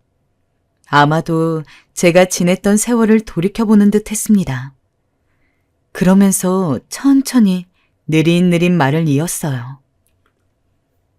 너 참 똑똑했는데, 요즘 시대에 태어났으면 너 같은 애는 대학까지 나와서 판사, 의사, 아니 더한 놈도 됐을 거야. 난 항상 그렇게 생각했어. 네가 가족들 뒷바라지하느라 그 좋아하는 공부도 못해가면서 네 엄마 따라다니며 일 나갈 때 내가 참 마음이 많이 아팠다. 그래서 더 잘 살길 바랬는데 우리 영순이가 많이 힘들었겠구나. 오빠는 항상 오빠들 뒷바라지하기 위해 키워진 제 처지를 안타까워하곤 했어요. 어린 시절에도 저는 그런 오빠를 보며 잠시나마 따뜻함을 느꼈고 위안을 느꼈습니다. 하지만 오빠가 지금에 와서 다 늙은 절 애틋한 눈으로 쳐다보는데 오빠의 눈물을 보자 저도 모르게 가슴 한켠이 뜨거워졌습니다. 이대로라면 눈물이 나올 것 같아 급하게 손수건을 꺼내드려야 했죠. 때마침 주문한 뜨거운 꽃차가 나왔습니다. 꽃이 물속으로 퍼지는 게 참 곱고 이뻤는데 문득 오빠가 꽃차를 보며 이 이쁜 게 꼭 너 같단 말을 하더라고요. 징그러워. 이쁜 게 나 같다니.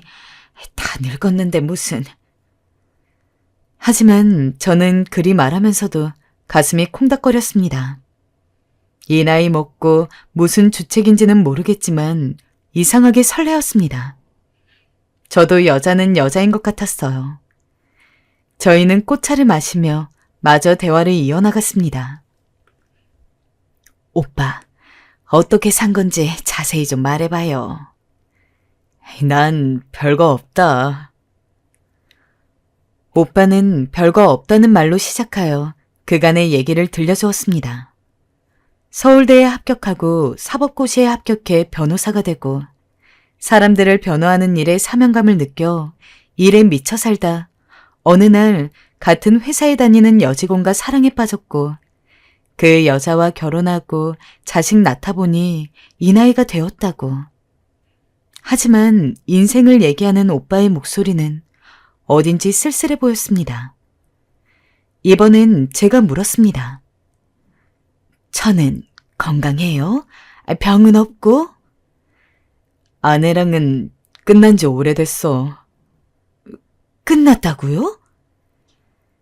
제가 놀라자 오빠는 쓸쓸히 웃으며 입에 찻잔을 대었습니다. 20년 전에 바람이 났어. 그것도 내 친구랑. 네? 제 목소리가 커졌습니다. 오빠는 담담히 말을 이었습니다. 어느 날 집에 돌아와 보니 아내의 바람 장면을 목격했고 그걸 보는데 순간 눈앞이 컴컴해지고 근데 더 눈앞이 어두워지는 일이 일어났다고. 때마침 아이가 학교에서 돌아와 타닥타닥 집으로 들어오는 소리가 들렸다고. 그래서 그 순간 다급히 아이를 끌고 밖으로 나가 아이와 함께 정처 없이 밖을 걸어다니다 아이의 배고프단 말 한마디에 함께 눈물의 떡볶이를 먹었다고.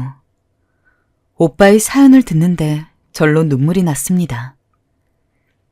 이런 못된, 이런 나쁜 여편네가 어떻게 사람의 탈을 쓰고 그런 짓을 벌여? 제 새끼 앞에서? 나 그래서 지금도 떡볶이는 아주 싫어한다. 우리 딴 건 몰라도 그건 먹지 말자. 떡볶이 먹지 말잔 우습게소리를 하는 오빠의 목소리에선 처량함이 느껴졌습니다. 오빠가 너무 불쌍했습니다. 저는 오빠에게 이혼하길 100번 잘했다며 자식 위해서라도 그게 맞다고 잘한 거라고 오빠를 위로했습니다. 오빠는 힘없이 고개를 끄덕이다 어차피 지난 일이라 말하며 이번엔 제 인생사를 물었고 저도 남편 잃고 과부되어 삼형제를 키운 일을 말했죠. 사람들이 뒤에서 저를 과부라 말하고 제가 남자랑 말했다 싶으면 수근거린 소리를 들으면서도 시장통에서 꿋꿋이 음식을 만들고 나르던 고단한 영순이의 이야기를 했지요. 그러면서 고생고생 자식들을 건사한 이야기를 했죠. 오빠는 제게 그 모든 걸 견뎌낸 네가 참 대견하고 기특하다 몇 번이고 말했습니다. 그 말이 어찌나 따뜻하게 들리는지 몇 번이고 다시 듣고 싶어졌더군요. 우리는 이야기를 나누고 찻집 앞에 펼쳐진 꽃밭을 구경하러 나갔습니다. 우린 그 이후에도 가끔 만나 밥도 먹고 차도 마셨습니다. 지금껏 제대로 받지 못한 사랑, 주목을 마음껏 받을 수 있으니 참 꿈만 같은 날들이었죠. 하지만 자식들에겐 말하지 않았습니다. 눈치 빠른 아들이 혹시 요즘 엄마 무슨 좋은 일 있냐 물었지만 괜스레 주책 떤다는 이야기를 들을까 숨겼죠. 하지만 그게 최대의 실수일 거라는 건 예상치 못했습니다. 그러던 어느 날이었습니다. 아들이 해외로 출장을 가야 해서 일주일 동안 미국에 머문다는 것이었습니다. 엄마, 나 잠시 해외 출장 때문에 한 달 정도 집을 비워야 해. 엄마 혼자 괜찮지? 그럼 나 혼자 못 있을 게 뭐야. 갔다 와. 알겠어. 그럼 영순신 나 기다리고 있어. 보고 싶어도 조금만 참고. 원래였더라면 섭섭하고 불안하기도 하고 있겠지만 저는 그렇지 않았습니다. 겉으론 아쉬워했지만 푼수 같게도 마음껏 오빠를 만날 수 있다 생각하니 좋았죠. 아들이 떠나자 저는 오빠와 마음껏 만나며 만난 것도 먹으러 다니고 실컷 꽃구경도 했어요. 그리고 어느 날 지금까지 대접만 받았던 게 미안해 오빠를 집으로 불러 밥을 해먹였습니다. 갓 지은 밥, 호박을 송송 썰어 넣은 된장찌개, 집에서 직접 잼 김, 오빠가 좋아하는 젓갈, 계란찜, 멸치볶음, 하나하나 정성스레 준비한 것들을 상에 올려놓았죠. 이야, 이걸 다 네가 한 거야? 아이, 대단한데? 음식 솜씨가 기가 막히다. 아유, 시장통에서 밥도 팔고 다 했는데 이거 못하면 안 되지. 맛있다니 다행이네요. 오빠, 또 먹고 싶으면 먹어요? 정말 맛있었는지 오빠는 그 자리에서 2공기를 뚝딱 해버렸습니다. 나 밥 2공기 먹은 거 몇 년 만인지 모르겠어. 나이 들어선 입맛도 다 떨어져 나갔는데 너가 해준 밥 먹으니 참 좋다. 아이고, 칭찬은, 됐네요. 몸들 바 모르겠어요. 그만해요. 정말이야, 영순아. 옛날 생각나고 좋다. 근데 아들은 해외로 출장 간 거야? 언제 오는 거야? 한 일주일 정도는 있어야겠죠? 왜요? 그럼 아들 올 때까지 자주 여기 들러도 되나? 다른 게 아니고 밥이 너무 맛있어서 말이야. 처음엔 농담이라고 생각했어요. 그런데 오빠가 정말 그 이후 제게 전화가 와 같이 저녁을 먹자고 연락이 오더군요. 오빠가 온다 하니 저는 맛있는 걸 잔뜩 준비했고 때론 오빠가 사오는 음식을 같이 먹기도 했습니다. 뭐랄까요? 늘 아들과 함께 밥 먹는 일상에 익숙했는데 이젠 아들 대신 오빠가 있으니 바라보고 있노라면 기분이 참 묘하기도 하고 좋기도 하고 그랬어요. 저 역시 평소 아들이 해외로 출장 갔을 땐 좀 쓸쓸하기도 했는데 사람의 온기가 있으니 적적하지 않고 좋더군요. 그러던 어느 날 오빠가 제가 차린 밥상 앞에서 눈물을 툭 떨구는 일이 생겼어요. 아니, 오빠 왜 그래요? 그게 아니고 우리 어머니가 해주신 거 아니냐 이거. 갑자기 주책맞게 그 생각이 나서 미안하다 영순아. 맛있게 해줬는데 아무래도 난 먹지 못할 것 같다. 오빠의 어머니는 오빠를 굉장히 아끼시는 분이었어요. 오빠가 장남이기도 했고 워낙에 성격 좋은 효자이다 보니 어머니에게 오빠는 전부였습니다.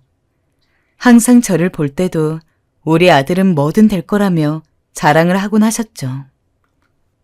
그런데 갑자기 불의의 사고로 어머니가 돌아가시게 되면서 오빠도 그 슬픔을 못 이기고 서울로 떠나버렸고 저와도 헤어지게 된 것이었죠. 그런데 평소 오빠에게 많이 해주던 음식이 북엇국이었는지 그걸 보고 엉엉 울더라고요. 어찌나 마음이 아리던지 저는 그만 오빠를 꼭 껴안아 주었습니다. 그리고 토닥이면서 괜찮다고 위로해 주었어요. 저도 부모님을 여의었지만 사람 잃은 슬픔이 보통 슬픔이 아니란 건 알고 있으니까요. 아무리 세월이 지났지만 언제 가도 모를 나이가 된다 해도 그건 상처로 남을 수밖에 없는 슬픔이고 치유되기 힘든 고통이었죠. 오빠, 괜찮으니 마음껏 울다 가요. 제 위로에 오빠는 목을 놓아 어린아이처럼 엉엉 더 울었고 그 다음날 오빠는 제게 많이 위로받았다며 정말 고마워했어요. 그리고 제게 1박 2일 여행을 제안했습니다. 네가 나 밥도 먹여주고 해준 게 많아서 너 좋아하는 바다 보러 가고 싶은데 어떠나? 바다요? 저번에 보니까 너네 집 냉장고에 바다 사진이 붙여져 있더라고. 너만 괜찮으면 같이 가자. 기차 타고 가면서 얘기도 나누고. 기차 여행이라니 몇십 년 만이라 솔직히 너무 신이 나 들뜬 가슴을 주체할 수가 없었습니다. 바다를 보는 것도 오빠와 어딘가에서 하룻밤 묵고 온다는 것도 모두 설레었죠. 저희는 그날 기차를 타고 넓게 펼쳐진 강가도 보았고 저 옛날처럼 계란과 사이다도 먹었고 밤바다 아래에선 드디어 조심스레 손을 잡았습니다. 요즘 애들 말로 하면 자연스레 진도를 나간 거였지만 전 그 손잡는 것도 부끄러워 바다만을 쳐다봐야 했죠. 늙음하게 널 만날 줄 몰랐는데 이리 만나니 참 좋다 영순아. 내가 무슨 복이 있는 건지 고맙다 영순아. 박복한 내 말년에 찾아와줘서.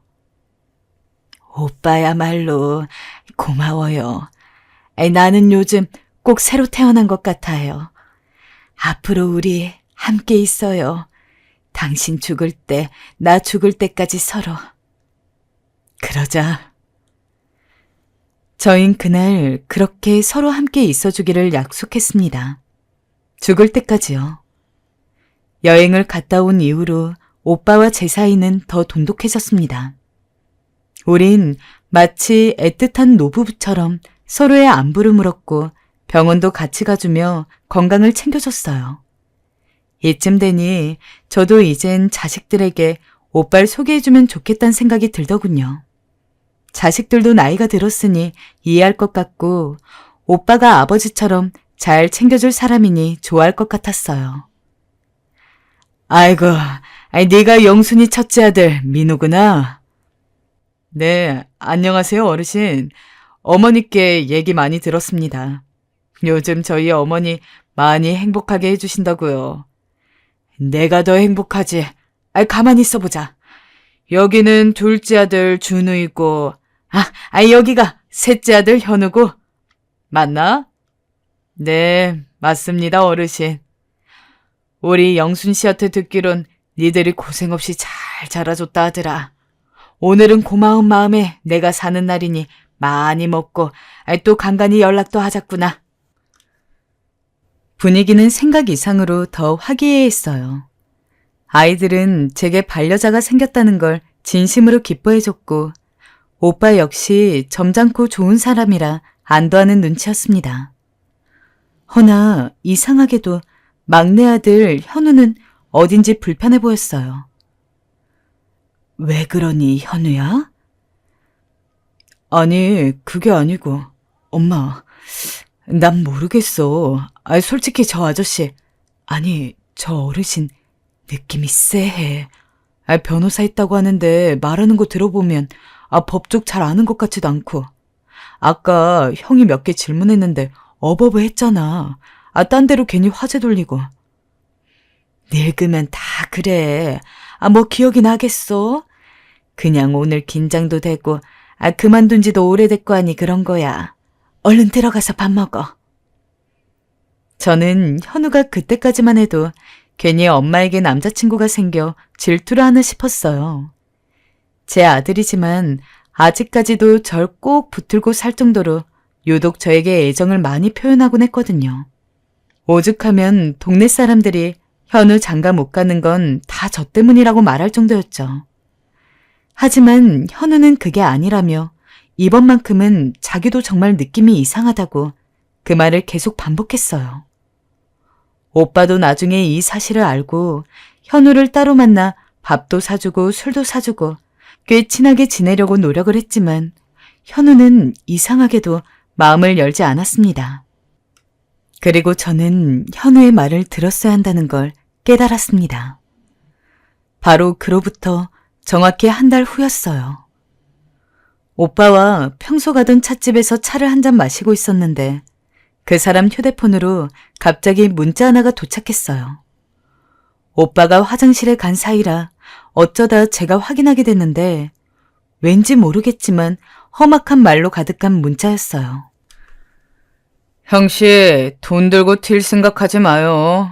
말일까지 갚지 않으면 내가 어찌할진 당신이 알지?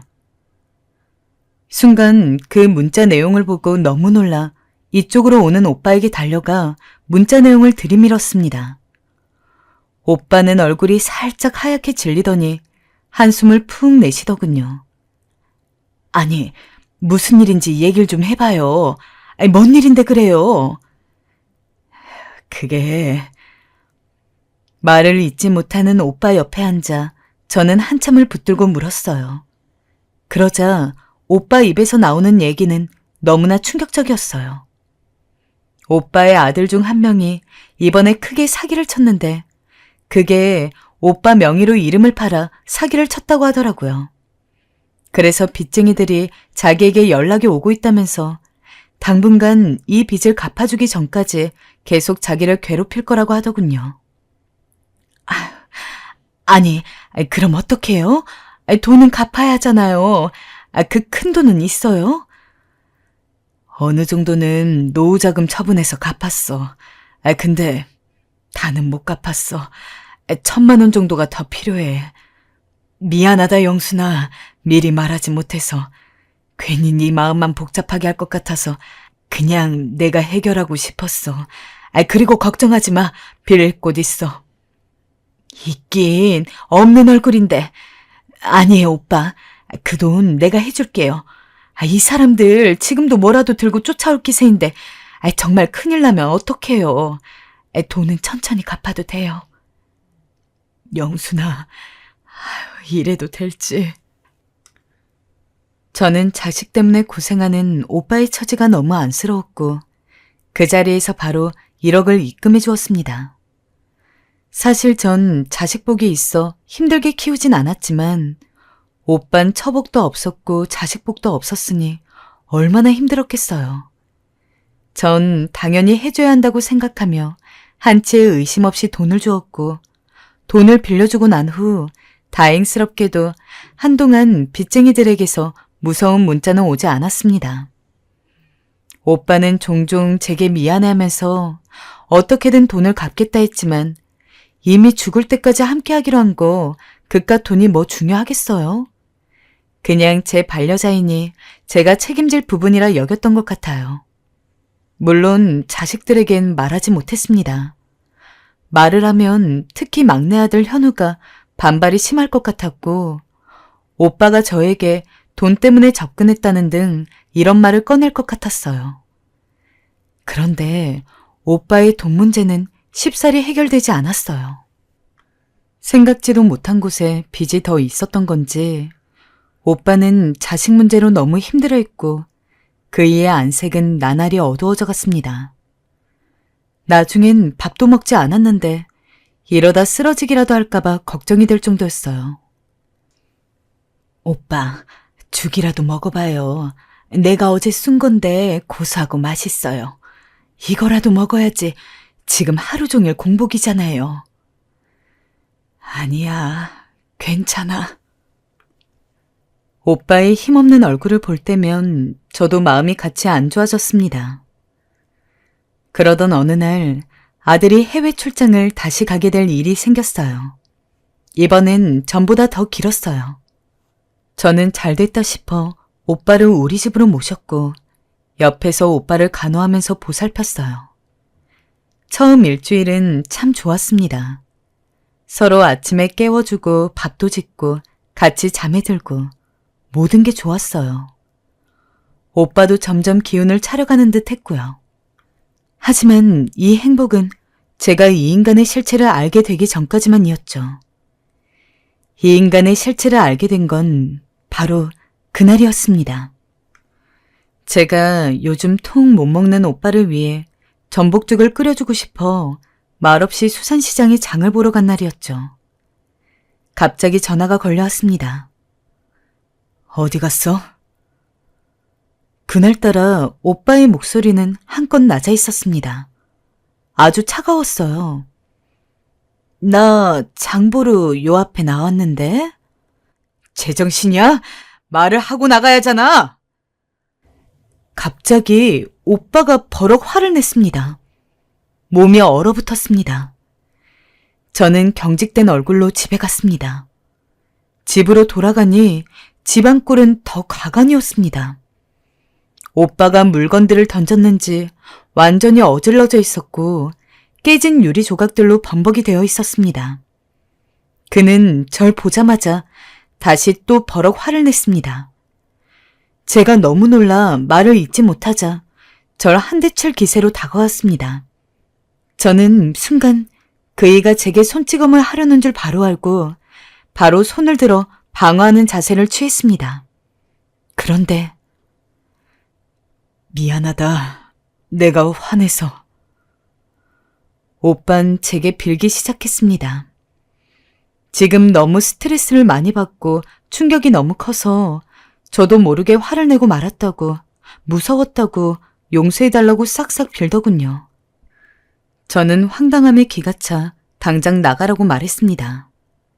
한 번 여자를 치려한 놈은 절대 그 버릇을 고치지 못한다는 걸 알고 있었기 때문입니다. 과부가 되기 전 저도 남편에게 맞고 산 세월이 길어 그런 놈들의 손버릇이 얼마나 고약한지 잘 알고 있었습니다. 그때 느꼈던 모욕감이 올라오자 저는 당장 나가라고 소리를 질렀습니다. 미안해. 내가 제정신이 아니었어. 빚쟁이들이 와서 난장판을 해놓고 가니까. 뭐라고요? 빚쟁이요? 돈이 또 필요하다고. 나 정말 살고 싶지가 않아. 알고 보니 집안이 이 지경이 된 건 오빠가 한 게 아니고 빚쟁이가 한 거였고 어떻게 알았는지 모르겠지만 돈을 갚지 않으면 내일 또 와서 이 지경을 만들어 놓고 갈 거라고 했다는 거였어요. 정말 한숨이 푹 나왔습니다. 얼마가 필요한 건데요? 2억은 필요해. 뭐라고요? 심지어 빚 액수가 훨씬 늘어나 있었죠. 그제서야 저는 약간 감당할 수 없는 무언가에 빠진 것 같다는 생각이 들었습니다. 아무리 그래도 오빠의 빚은 2억은 너무 큰 돈이었어요. 제가 어딜 가서 빌릴 수 있는 돈도 아니었고요. 거기까진 무리겠다 싶었습니다. 한 번만 해줘. 영순아, 네 아들한테 부탁해봐. 첫째 아들 변호사라며. 돈 좀 벌었을 거 아니야. 넌 자식도 셋인데 그깟 2억이 무슨 문제겠니? 오빠, 자식 돈을 어떻게 그리 할 수 있겠어요. 나도 생각할 시간이 필요해요. 미안해요. 일단은 급한 대로 나도 내 돈 5천 정도는 빼올게요. 하지만 그때였어요. 너 지금 나 무시하냐? 겨우 5천? 지금 그게 말이 돼? 나는 2억이 필요하다고! 오빠는 갑자기 소리를 버럭 지르더니 집안에 있는 물건들을 자기 분이 풀릴 때까지 던지기 시작했습니다. 저는 너무 무섭고 고개를 숙이고 귀를 막을 수밖에 없었습니다. 그리고 그 인간은 엎드려 있는 제 위에 대고 위협적으로 말했어요. 아들한테 전화해서 돈 달라고 해! 얼른!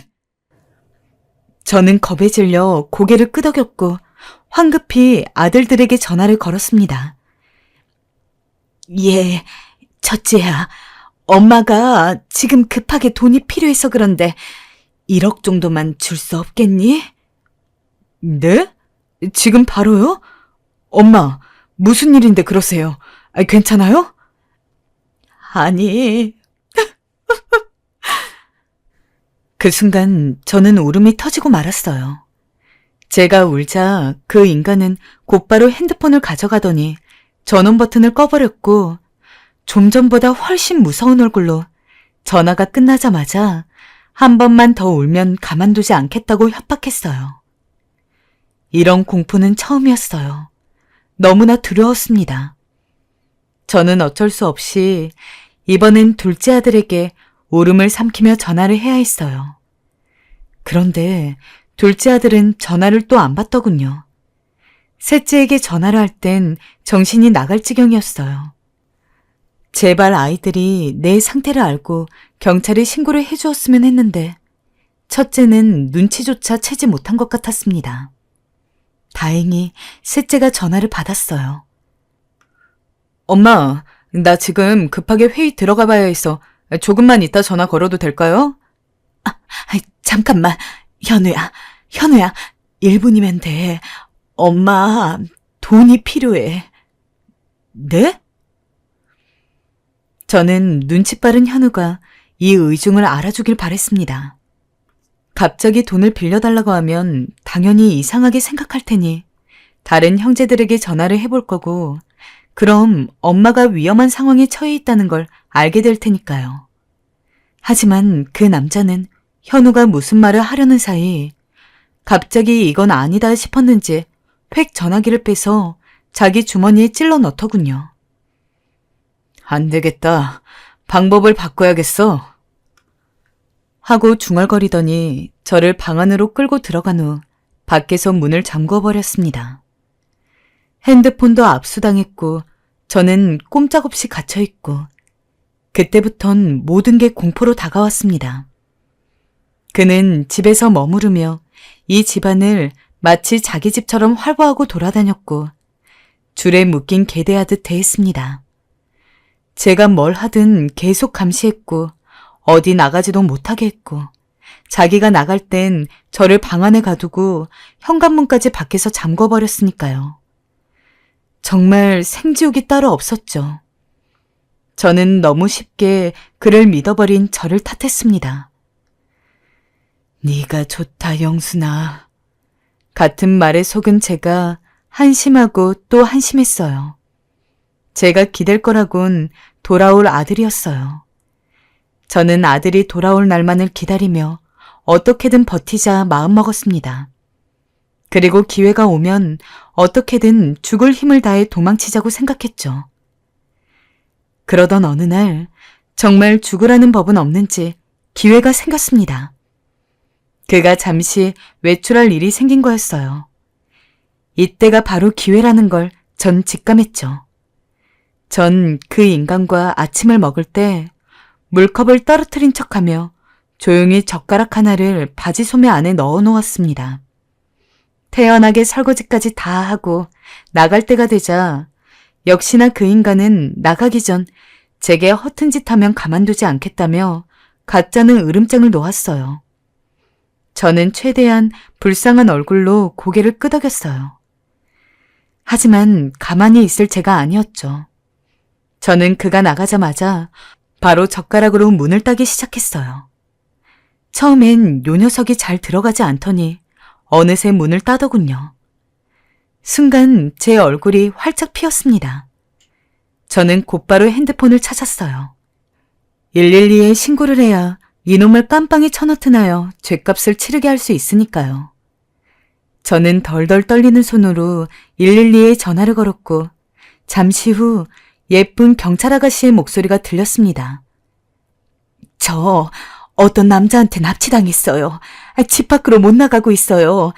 주소지는 장자마을 동양아파트이고요. 얼른 와주세요. 어르신, 혹시 그 남자와 같이 있으신가요? 아니요. 지금 그 사람은 잠시 나갔어요. 근데 언제 올지 모르니까 빨리 와주세요. 빨리. 아가씨와 전화를 끊고 가만히 집안에 앉아 기다리는데 떨지 않으려 했건만 생각보다 가슴이 약해졌는지 저도 모르게 자꾸 손이 덜덜 떨리더군요. 살기 위해 영순아, 너 자식 3명 다 키운 여자야. 쫄지 마. 하고 중얼거리는 게 최선이었습니다. 하지만 제 인생 팔자가 원래 더럽고 사나운 건지 일이 뜻대로 굴러가지 않았습니다. 갑자기 그 인간이 돌아온 거예요. 저는 너무 놀라 일단 빠르게 핸드폰을 들고 방 안으로 들어갔어요. 잠시 후 열쇠가 돌아가고 문이 열리는 소리가 들렸죠. 잘 있었지? 그의 등장에 부정맥이라도 올 것처럼 심장이 쿵쿵 뛰었습니다. 하지만 전 침착하게 잘 있었다 말하며 밖으로 나왔습니다. 저는 아무렇지 않은 척 왜 이렇게 일찍 왔냐며 두고 간 거라도 있냐 물었습니다. 그러자 그 인간은 친구들 만나러 가려다 네가 보고 싶어 그냥 왔다며 마치 칭찬해달라는 듯 씩 웃더군요.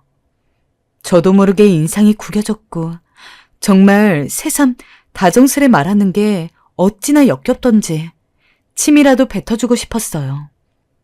그러면서 별의별 생각들이 다 들더군요. 경찰이 왔을 때 이 인간이 혹시나 나를 인질로 잡으면 어쩌지? 나를 해치면 어쩌지? 지금 무기라도 챙겨놔야 하는 건가? 전 불안을 감추지 못하고 눈동자를 왔다 갔다 하며 집안을 둘러보았죠. 그러자 그 인간은 의심스러운 눈초리로 절 바라보았어요. 뭐 찾는 거라도 있어? 아니요. 없어요. 그런 거. 하지만 그때였습니다. 띵동. 초인종 소리가 들렸습니다. 그리고 잠시 후 쿵 소리가 나더니 문이 열렸습니다. 경찰들이 온 것이었죠. 전 아직도 그때 그 인간의 얼굴을 잊지 못합니다. 경찰들이 들어오자 당황스러움에 얼굴이 벌개지던 그 얼굴. 저는 다급히 소리쳤습니다. 이놈, 얼른 잡아가요. 그 인간은 그렇게 제 앞에서 파란 차에 탔습니다. 동시에 저를 한동안 얼어붙게 했던 충격적인 진실도 함께 알게 되었어요. 알고 보니 그 인간은 변호사도 아니었거니와 집 한 채 없이 친구 집에 얹혀 살았던 거지였습니다. 전부인과 헤어진 것도 이렇게 돈으로 협박하다 신고를 당했던 거고, 저에게 접근한 건 역시 제 자식들이 잘 산다는 소문을 듣고 돈 때문에 다가온 거였고요.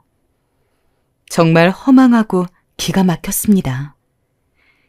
그 인간은 끝까지 제게 미안하단 말 한마디 하지 않았어요. 북엇국 앞에서 눈물을 보이던 얼굴을 생각하면 너무 열이 받아 팔팔 끓는 북엇국을 그 인간 얼굴에 부어버리고 싶기도 하고 속은 제 자신이 너무 한심스럽기도 해요. 또 한 가지 여러분에게 말하고 싶은 고민이 있다면 지금은 그 인간이 교도소에 가 괜찮다면 만약에 나중에라도 나와서 혹여나 저한테 앙심을 품고 위협이라도 하면 어떡할지 걱정이 됩니다. 아들이 없는 틈을 타서 저한테 접근이라도 하면 어떡하죠? 다 늙어가는 마당에 왜 이런 똥물을 뒤집어 쓴 건지 참 요즘은 잠도 오지 않고 마음도 심란합니다.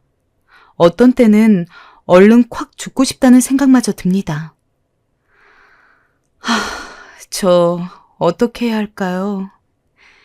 이 글 쓰면서도 목구멍에 가시가 걸린 것 같네요. 제가 평안을 찾을 수 있도록 모두 기도 좀 해주세요.